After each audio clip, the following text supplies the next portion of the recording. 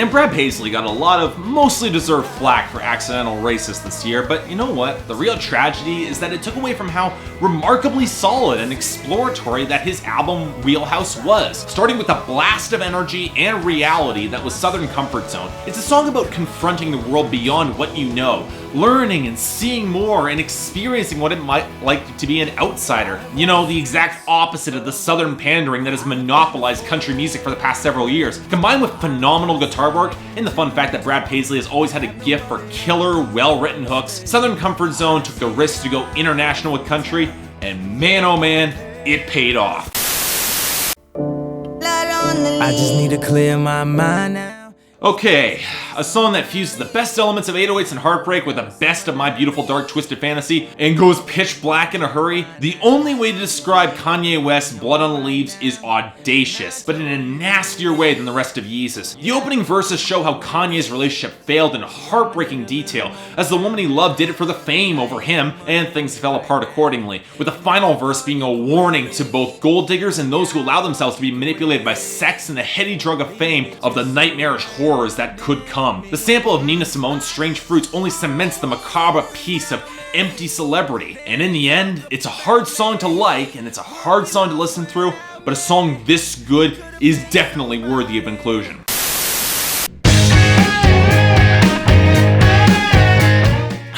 You know, how often do you find a rock song with at least 3 memorable and distinct riffs that you just happen to manage to love? And yet, I Sat by the Ocean manages to nail it effortlessly and stands out as one of the best tracks of the year for its trouble. It also helps matters that the lyrics are incredibly solid from Josh Homme, reflecting how a guy misrepresented himself to gain something of a stable relationship, and now he's got no idea how to move on or advance with his life, even as he sees disaster coming closer and closer. It's a song rooted in petulance and inertia, and yet Josh Homme still finds a way to make it stand out and make it work. Fine job, man.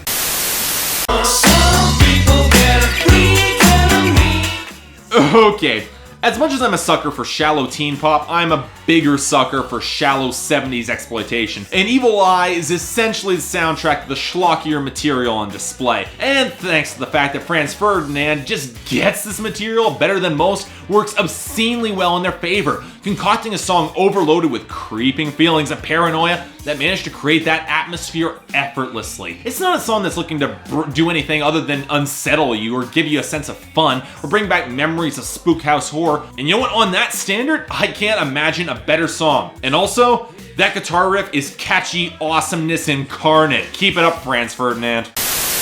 When you wake up, I'll still believe you're...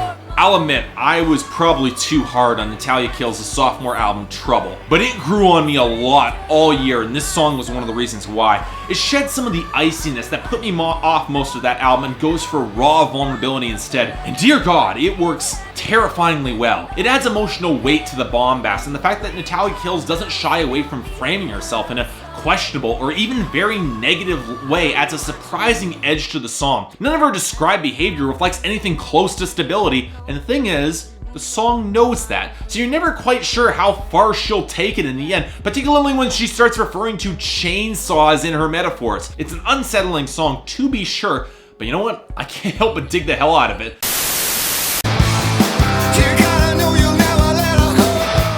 Over 2 decades into their career, Pearl Jam traded melancholy dirges for straightforward rock and roll with their newest album, and in the process made one of the most energetic and fun songs of their career. This year's equivalent of the Zac Brown Band's Natural Disaster last year, Lightning Bolt is easily the equivalent of that country smash, with Eddie Vedder proving that he still is one of the best voices in the grunge movement with a ton of energy and flair. But really, this song is carried most by Matt Cameron on the drums. Stone Gossard's guitar might have more presence in the mix, and the riffs are indeed awesome, but the drums carry this song's titanic momentum, and it's glorious.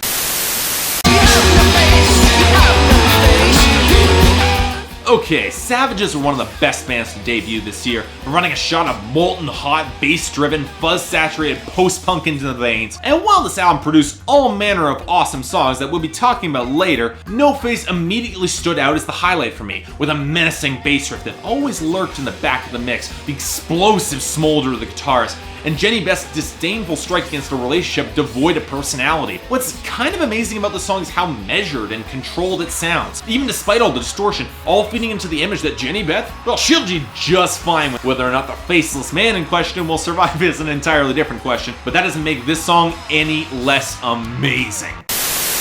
Maybe that's why I can't leave Detroit. It's the motivation. One of my favorite songs from the original Marshall Mathers LP was the title track. With its guitar-driven hook and constant wry commentary on the relationship with fame, success, and just getting older. So far is the natural sequel to that song, and is more than a worthy successor in my favorite track of the Marshall Mathers LP too. The callbacks to the previous album are natural, the punchlines, they're hilarious, and yet Eminem still manages to include enough wry, fresh commentary to make the song more than just a corny hook from the Eagles. And yeah, sure, the song is still kind of a little crotchety and a little hard to believe that one of the most successful artists in the past few decades have to deal with such relatively mundane problems, but Eminem makes it work in one of his lightest, funniest, and most surprisingly strong albums of his career, and it was probably one of the best songs off it. Landsailor, Landsailor, sail. Oh, I'm sorry. Do you not have enough reasons to listen to Vienna Teng yet? Well, here's another one, and it's the best one yet. The rollicking guitar hook, the deftly placed percussion that somehow manages to sound incredibly organic for a drum machine, the gorgeous instrumental interlude, Vienna Teng's passionate delivery and perfect interplay with Glen Phillips, all fused into an adventurous song, enigmatic lyrics exploring the relationship between people and technology, a relationship that might carry deeper cost on some level but can still create something truly marvelous and special and beyond the human experience alone in the end. It's some of the smartest, most invigorating indie pop released this year, and I gotta admit, it sends a chill down my spine every single time.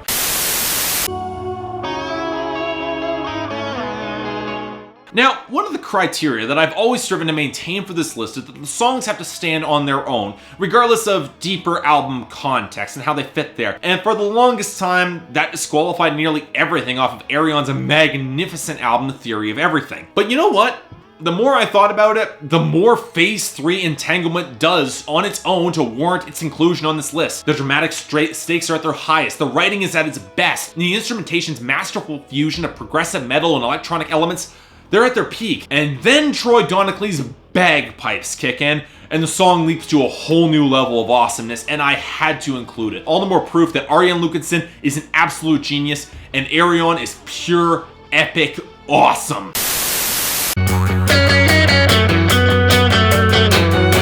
You know, the second that bass line started and led into that killer guitar riff, I knew this was going to be one of my favorite songs of the year. And the fact that Treason Animals explodes into one of the silliest 70s inspired songs on an album overloaded with silly 70s inspired kitschy songs, man. Treason Animals' exploration of delusions of grandeur was just, it was destined for this list. What's kind of amazing about the song is that even though it is patently ridiculous, Alex Caprano still manages to make his grand gestures come across with a shadow of pomp and circumstance, even as everything crumbles to pieces. And yet, either as the rightful king or as the delusional twit, he still manages to put a broad smile on my face every single time. But I stayed down with my... The National's excellent album, Trouble Will Find Me, is a depressing listen about everything going wrong and falling apart, and Demons is the slow burn, highlighting that toxic frustration in all of its ugly glory. The fact that lead singer Matt Berenger manages to find a way to make a song like this palatable that's incredible. But the fact that he actually manages to inspire empathy is a testament to a phenomenally measured string section that matches the percussion's naturalistic feel, a muted guitar swell, and a crescendo that knows precisely when to break. Berenger has never sounded this good as a vocalist, and Demons managed to rise above its subject matter into something truly special indeed. You can't take this sign away. And from depression, we jump into one of the happiest songs about, you know what, just being happy that I've had the pleasure of hearing. Lead singer Austin Leadley sings that he has a wide smile on his face, and he probably did. And the second the polished yet textured guitars leap into the mix, you'll have one too. Really, this song becomes something special next to Rob Rocco's drum breakdown in the bridge, punctuated with measured squeals of Brendan Farrell's excellent guitar work as Austin just laughs in the face as those who would try and break his happy spirit. He knows that it's not always going to be butterflies and rainbows, he realizes that, but god damn it, he's going to enjoy it while he can, which is exactly the same attitude I take when I'm listening to this song, which is all amounts of awesome. Great work, guys. I'm looking forward to hearing more when that debut album finally comes. I painted names on boats. Now, Bill Callahan's textured and measured grasp of Americana has always given his material something very distinctive, but Summer Painter goes even further into something that's really, truly incredible. A song that feels like it captures the hurricane described in the song, that strikes the bay from a perspective of a man who might know much less than he's telling. The simple man who just paints the boats of the rich and the poor and leaves just as the storm smashes them to pieces. It's a song about isolating oneself from natural tragedy that one cannot control, and that has enough texture and perfectly balanced instrumentation to effortlessly evoke the stormy skies. Summer Painter leaps into the list of Bill Callahan's best work, and one of the most chilling and powerful songs of the year, not to mention one of the best. On this broken merry-go-round. The debut single from Casey Musgrave's brilliant debut album, Merry-Go-Round doesn't shy away from taking the myth of the rural American dream and then gutting it behind the woodshed. Less country than folk-inspired Americana, Merry-Go-Round avoids being preachy through Musgrave's weary delivery, impeccable and vibrantly detailed songwriting, and perfect framing. She knows that she's in the exact same boat as the people that she's singing about, and it lends the song a sad, real honesty that's impossible to fake. And for a generation like mine, who find it harder and harder to even replicate the fragile success that their parents achieved, the song's feeling of helpless despair resonates all the more powerfully. What Lorde did for pop, Casey Musgraves is doing for country music. And you know what? I reckon Casey Musgraves, she's doing it a fair bit better.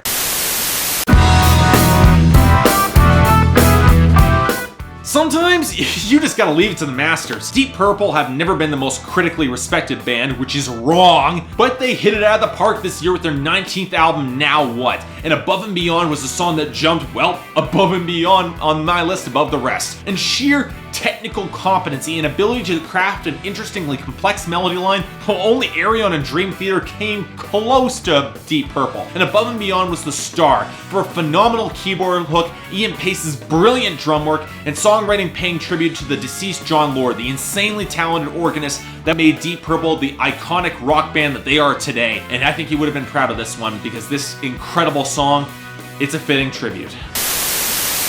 Have you ever heard about the... Look, it's a 9-minute song exploring existential crises of religious faith in the face of scientific progress and the discovery of hidden knowledge that references Robert Johnson, civil rights, mummified cats, yellow patent leather shoes, and Miley Cyrus and Hannah Montana. Look, you better bet that Nick Cave's bleak, blues-inspired epic is making this list. And while I can't quite deny that it's chilling how eerily prophetic Nick Cave's Miley references seem now after this year, Higgs Boson Blues deserves so much more recognition for its phenomenal slow burn, brilliant lyrics, and muted guitar line that says so much more than words. Bravo, Nick Cave. This is something incredible. Lots of noise, kiss lots of... It's the flip side to Merry-Go-Round, and you know what? Arguably it's even better. Taking the somber depression of that song and flipping it into upbeat cheer and just to walk down a third path. It's light, it's relaxed, it's playful, that hits the lines of what you can get away with in mainstream country and then goes straight past them, referencing pot, same-sex relationships, and open denigration of those who would impose contradictory standards of gender and religion. And you know what works so damn well about this song is the tone. Casey Musgraves just blows through stereotypes and conventionality like nothing in a typically conservative genre with, well, perfect ease. Yeah, sure, it's flighty and it's breezy and it's only transgressive if you stick to mainstream country, but Casey Musgraves' exuberance and the folk-inspired organic production makes this song special and so much more all the same. Sing a little Blue Ridge Mountain song. Once again, sometimes you just need to leave it to the masters. Now, the reason I unironically loved Alan Jackson's Blue Ridge Mountain song, well, it's the same reason I unironically love Steven Spielberg's Warhorse. It's simple, it's defiantly corny, and it really shouldn't be as emotionally effective as it is, but you know what? Alan Jackson is just that good. Taking the template of Tim McGraw's Don't Take the Girl and stretching past the ambiguous ending of that song into something much darker and more melancholy, Alan Jackson brings real heart and emotional grounding to this country bluegrass song, supported by gorgeous violin and banjo work to a story that ends up being much more lonely than any song about love really should be. Beautiful and absolutely heartbreaking. It's a sign that Alan Jackson has not lost his chops with age and continues to deserve to be called a living legend in modern country music.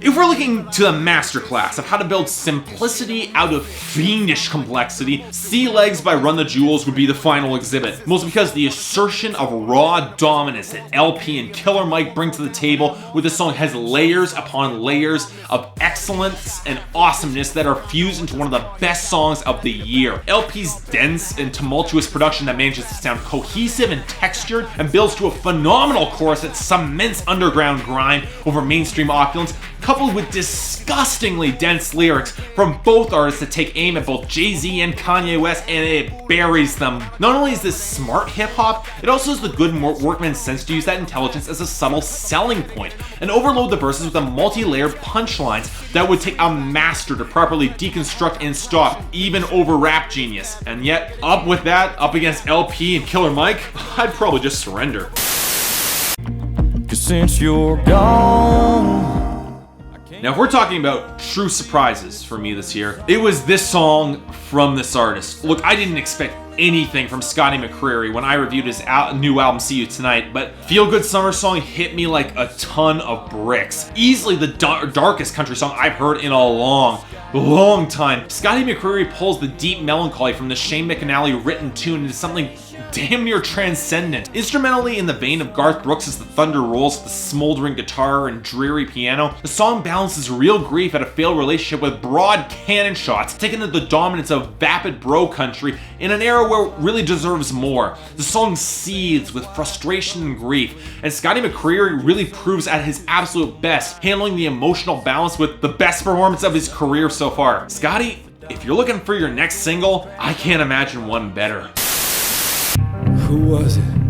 Yeah, you know, we real cool. The bass line growls, the strings slide in and out at precisely timed moments, the piano is steeped in minor chords, and Nick Cave's voice nails the balance between bitter sarcasm and genuine sadness. We Real Cool might not have the grandiose ambition of Higgs Boson Blues, but you know what's better for it? With a tighter focus on how humanity has accumulated so much knowledge in the age of the internet, yet we know, think, and remember less and less. There wasn't a song with more potent sarcasm released this year, but Nick Cave takes the far riskier option and includes himself in the framing, showing just how wretched and pathetic humanity has sunk in the devaluation of the mind and thought over data. Yeah, we real cool indeed. He's in a bar chasing Quibble with Ducati. Okay, see, here's a thing that a lot of people don't get about Brad Paisley. He's got a taste for comedy, and a lot of his songs have jokier elements. I mean, for Christ's sakes, you got Eric Idle from Monty Python for a song on Wheelhouse, but Brad Paisley has a taste for serious material as well, and can bring a pretty heavy punch when he needs to. And thus, we get Karate. And really, there's a lot I absolutely love about this song, from the perfectly balanced variety of guitar tones to the riotous squeal of the fiddles, to the production that gives some real force, to Charlie Daniels, a sports commentator on the bloody beatdown that takes place during the bridge. Now granted, this is where the song does get into tricky and somewhat controversial territory, because some would make the argument that a song this upbeat and are pretty cheesy, all things considered, shouldn't be even made surrounding the very real struggle of fighting against domestic abuse, and playing it for vicious catharsis can be hard to justify. But you know what, I'd argue that Brad Paisley keeps it archetypal and broadly sketched enough that it works, with cleanly cut motivations for both sides, with no moral ambiguity, and only becoming punishingly visceral during Charlie Daniels' gleeful commentary track. It's borderline martial arts exploitation that practically begs to have the music video star Cynthia Rothrock, and yet still has enough real force and real energy and real righteous anger to make it work, and work damn near perfectly in a Tarantino-esque explosion. Yeah, I said it, and I made that comparison. Brad Paisley, congratulations, man, on making my favorite country song of this year. You definitely earned it. Kiss, suddenly alive. There is not a more emotionally compelling song released this year. Daft Punk's Random Access Memories, it was a tour de force, but Touch was the moment that soared so far above the rest of that album that the rest of the album couldn't help but pale in comparison. For an electronic duo who have always specialized in making emotional and evocative music, it was a match made in heaven when they recruited one of the best songwriters of the 70s to make a song with cinematic ambitions to cross half dozen genres in a single song, from spacious electronica to funk and disco to a cacophony of instrumental swell to the horns of a swing dance breakdown that feels transplanted from half a century ago. Paul Williams' imperfect but perfectly poised delivery captures something truly special with his longing urge for something beyond just simple contact. And it's hard not to feel incredibly moved by his tremulous delivery that suggests dreams that he cannot quite put to words. And then after Paul Williams comes Daft Punk themselves, and god damn it, those vocoder robots weren't going to try their damnedest to make you care about their struggle for love or contact or something more. It's the very same through line that has always underscored the kitschy silliness of the Muppets, and Daft Punk makes you care about them in the exact same way. Even as futuristic sound effects so they were, and the strings explode into the ultimate climax of perfect silence, Daft Punk as absolutely beautifully encapsulate the lonely longing for a special connection with another, and then that ecstasy of finding it. It's 2013's version of Rainbow Connection, and it very nearly topped my list of the best songs of this year. So what beat it? Well, The odds are that we will probably be. when I heard this song 6 months ago, off of the only really decent album Grinning streak, I knew that it would be the song to beat this year for the best song of the year. For me, this song is just pop perfection, and if it had been given to any other mainstream artist and given the chance to chart and get real radio airplay, Blurred Lines would not have ruled the summer this year, and the fact that it's coming courtesy of one of my favorite bands of all time makes it even better, managing just to recapture some of that beautiful lightning in a bottle magic that made early Barenaked Ladies so damn special. And you know what? Every element works, from the steady percussion to the rollicking guitar riff, the bouncing piano line to Ed Robertson's real ride delivery that balances amusement at the oddball lyrics to the genuine heart when he brings it all together. A song that balances some pretty dark humor with the confidence that somehow it was all going to end up all right in the end. But it goes beyond apocalyptic comedy to something that's a little bit bigger. The omnipresent hope that though the odds are long,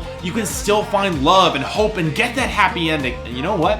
By the end of the song, I believed it. And while I don't normally comment on videos, I have to say this. Any music video produced by the guys who made Red vs. Blue and features volcanoes spewing dinosaurs cannot be anything less than absolutely awesome. So look, I've been listening to this song for nearly every day for the past 6 months, and I've never gotten sick of it. It's undiluted, pure pop rock perfection, and Odds Are by the Barenaked Ladies is my favorite song of 2013. Let's only hope that we get music just this incredible next year. But odds are, I think we're gonna be alright. So until then, see you next time.